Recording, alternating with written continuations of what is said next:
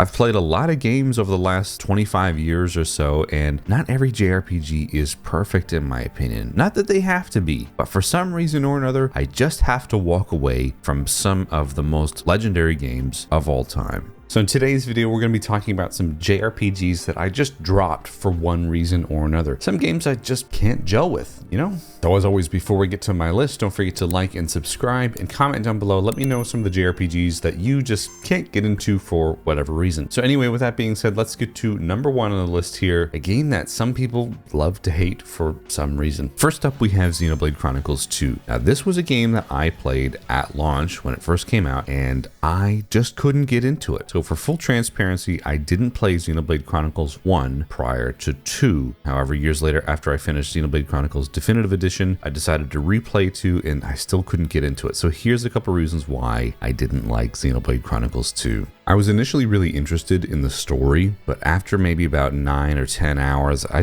had a hard time connecting with the characters in the world. Of course, years later, when I went on to play a lot more, I understood that there's something that happens with Pyra, and there's kind of like a boost in morale for the individual, for the player in the story, but it's really hard for me to stick around and just wait for things to get better. I generally give JRPGs 10 hours, and if they don't click with me, I dip out. And if I have to force myself to play a game just to find out what happens with the story, then I kind of burn out on the game, to be honest with you. Like a lot of other people, I also had an issue with the battle system. I just found that it wasn't super engaging, especially now after coming from Xenoblade Chronicles 1. I just found that the battle system was just a little bit too different for me to not 100% gel with. And I know a lot of people will say, well, Xenoblade Chronicles 2 is the one that everybody hates. It's cool to hate this game. And I'm not saying that I hate this game, but there's just a lot of things that I didn't like about it. For example, field skills. So in this game, you have your drivers, which is your main characters, or your human characters, I suppose. And then you have your blades, which are your attacking characters. So yeah, it's a whole thing.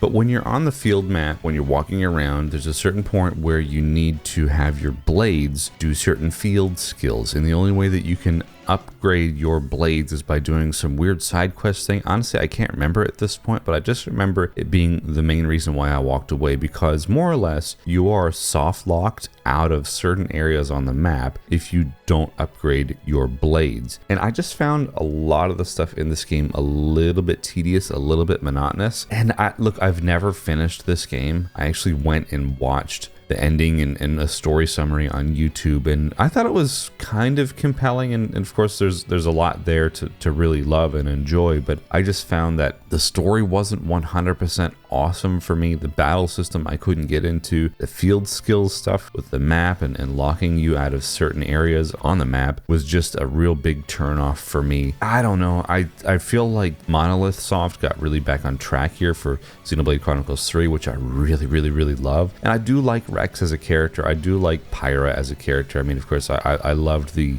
Future Redeemed DLC for Xenoblade Chronicles 3, and I like Rex there. That's really cool. I can appreciate Xenoblade Chronicles 2, but it's a game that I've just really never loved. Next up is going to be The Last Story for the Wii. Now, this is a game developed by Mistwalker, Hironobu Sakaguchi, you know, the mind behind the game, and Nobuo Uematsu, music behind the game. This is a game that on paper I should love, right? Well, I finally played it a couple of weeks ago, and I thought it was bland and weird. I've seen so many people online say that this game is awesome. It's a great experience. It's a great game, but I don't know. Maybe it's just the age of the Wii gameplay. It's just a little bit different. So this is kind of like a coming of age tale where you have this up and coming knight trying to protect the people he loves, basic kind of stuff. And this is a game that I couldn't get more than about 10 hours in. I just was so disinterested to the point that I was going to burn out if I kept playing this game. So here's what I didn't like about it. We can get beyond the visuals. That's okay. I didn't mind the visuals. The story was just so boring. I felt like there was no reason compelling me to play this game. A lot of it felt like it was just taking forever for character growth. And the main reason why I didn't like this was the gameplay. The gameplay and the battle system is just so different, and I really appreciate them for trying to do something different here with the battle system, but it was just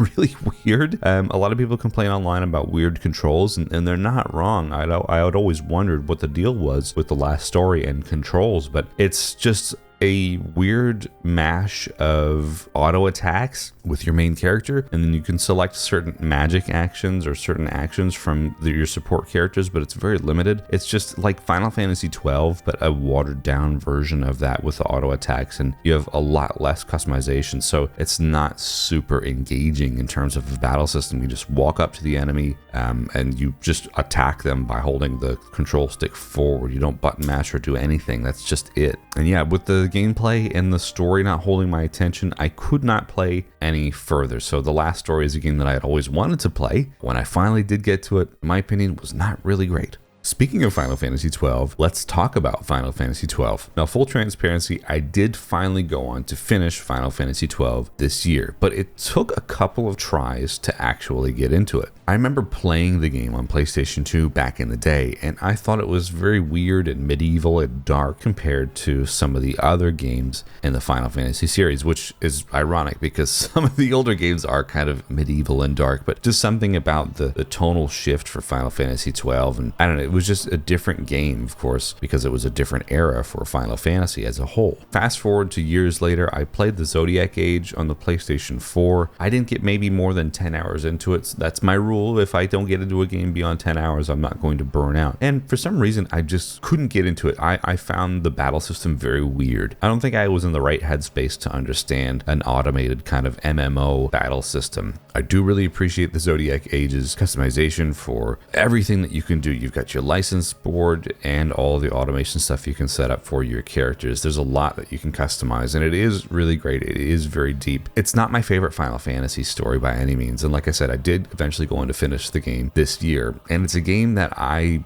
don't know. I'm glad I finished it, but I'm glad it's also done. A lot of the characters I found aren't very likable, aside from Balthier. He's my favorite character and should have been the main character in the game, but a lot of the characters I found a little bit dry. I didn't like Vaughn. I didn't really like the overarching story. There's a lot to appreciate about Final Fantasy XII, but between the mostly unlikable characters, the dry story, and the strange battle system, which I did grow to like, I don't know. I would give Final Fantasy X a good 6.5 out of 10 for me. But you know what? It's okay, because I'm sure a lot of you out there like this game a lot, and I really appreciate that and respect that, but the Final Fantasy XII was just not the Final Fantasy for me. But hang on, before we get any further, did you guys know that almost 90% of the people that watch my channel on the regular aren't subscribed? So if you like weekly JRPG content, or if you want to support my channel, don't forget to hit that subscribe button and like the video. Anyway, on to the next game, another game that I just couldn't get into. Next up, we have Octopath Traveler 2. Now, I haven't played Octopath Traveler 1, but when Octopath Traveler 2 came out, I got sucked into the hype and I started playing it. And I kind of enjoyed it for what it was. I find the idea of trying to play 8 different characters and 8 different overarching stories and seeing them all connect a little bit cumbersome. And this is a game that didn't pass my 10-hour rule. If it doesn't suck me in after 10 hours, or if I'm not engaged with it, I have to walk away. There was a couple characters that I really did enjoy, and I think I will probably try and go back to it at some stage, but I don't know if I played it the wrong way by opting to envelop myself in the different character stories as you meet them, because you can pick one character to start with, and as that character goes on their pathway, you see the other characters, and then you can learn about their backstory, which I did. So it kind of derailed me from the character that I initially selected every single time, and I think it was just character story overload. And not only that, the game is actually really difficult. There's a certain point that I found where it was just a